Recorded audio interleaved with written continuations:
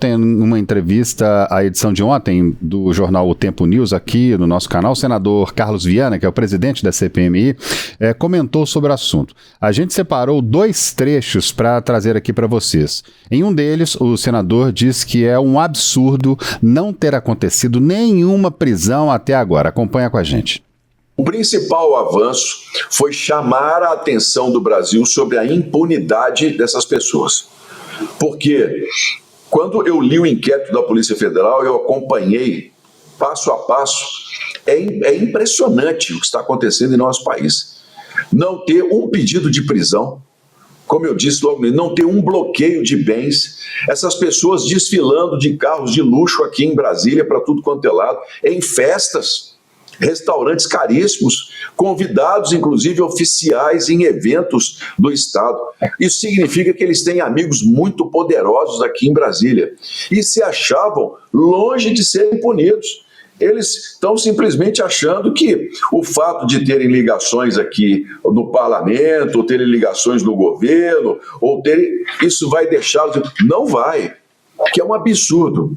A Polícia Federal sabe quem são os envolvidos, como eles roubaram a Previdência, onde está o dinheiro, o patrimônio deles, e não tem um bloqueio feito, não tem uma pessoa presa, não tem um pedido de prisão. Então nós demos o primeiro passo em direção a que a justiça seja feita, e eu espero que o ministro André Mendonça atenda ao nosso pedido o mais brevemente possível.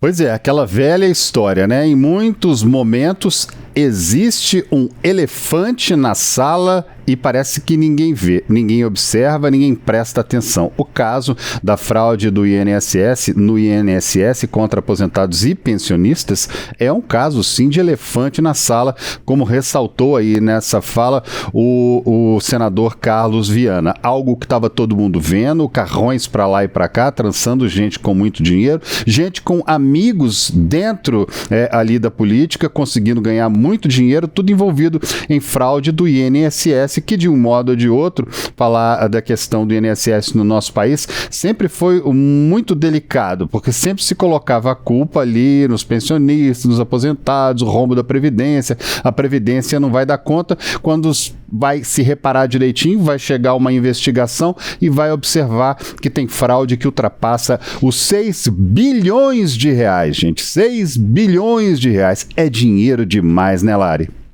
É dinheiro demais e esses pontos trazidos pelo senador Carlos Viana, o presidente da comissão, e destacados por você, André, são muito importantes mesmo, porque fica muito evidente, né, quando a gente pega ali as imagens de quando ocorreram aí essas apreensões de bens e etc., né, isso tudo chama muito a atenção de como, de fato, essas pessoas estavam se utilizando ali do dinheiro público para esses fins, né? Então, as imagens também chamam muito a atenção e eu acho que é justamente nesse ponto também que a gente precisa insistir, né? Porque se isso estava acontecendo há tantos anos, há tanto tempo, não pode ficar só a cargo da Polícia Federal e dos órgãos de controle fazerem essa investigação, essas apurações. A gente precisa de legislações mais rígidas, de legislações que tragam ali punições severas, punições que de fato serão aplicadas, né?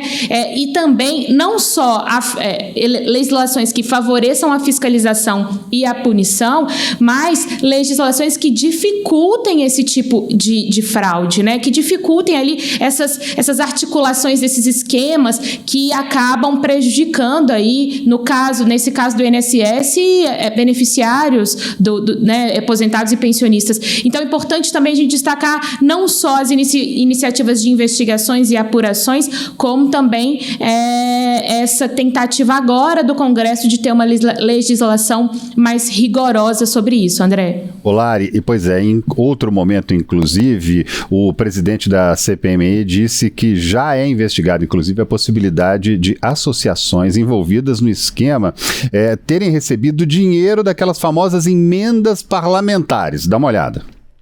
Se alguns parlamentares enviaram, por exemplo, emendas para institutos, empresas ligadas, autarquias, o que seja que for, ligadas a essas associações, isso também vai estar muito registrado. Por exemplo, tem a Conafer.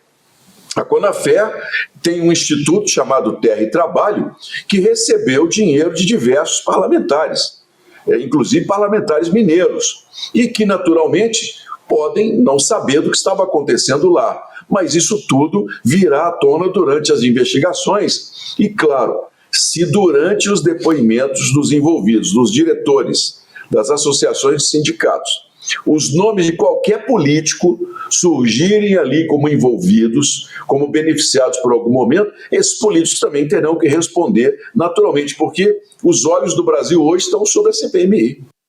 Mesmo, sobre a CPMI, sobre o julgamento que acontece em Brasília, sobre a trama golpista também. Olari, sobre essas emendas parlamentares, é um dinheiro que sempre gera muita polêmica, né?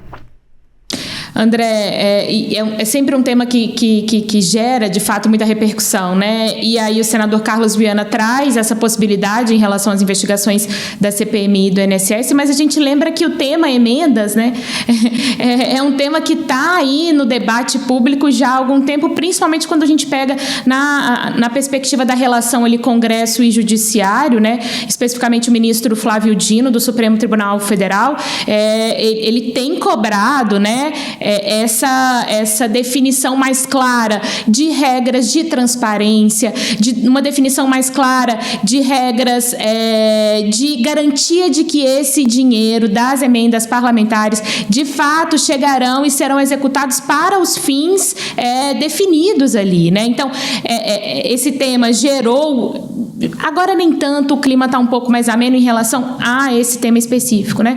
Mas já gerou muita controvérsia ali, desgastou a relação Congresso e Judiciário, especificamente o Supremo Tribunal Federal, mas cada vez mais a gente vê a necessidade, fica comprovada ali a necessidade de que, de fato, esse tema, a questão do pagamento das emendas precisa, de fato, de regras claras, não só de transparência, de fiscalização e também de possíveis punições caso esse dinheiro seja utilizado de maneira irregular. E aí, só para trazer um adendo em relação à reunião da CPMI de hoje, André, Fred, todo mundo que nos acompanha, a sessão já começou lá no Senado, né? É uma CPMI mista, é uma CPI mista, então junta senadores e deputados, mas a reunião acontece ali nas dependências do Senado, nos plenários ali do Senado.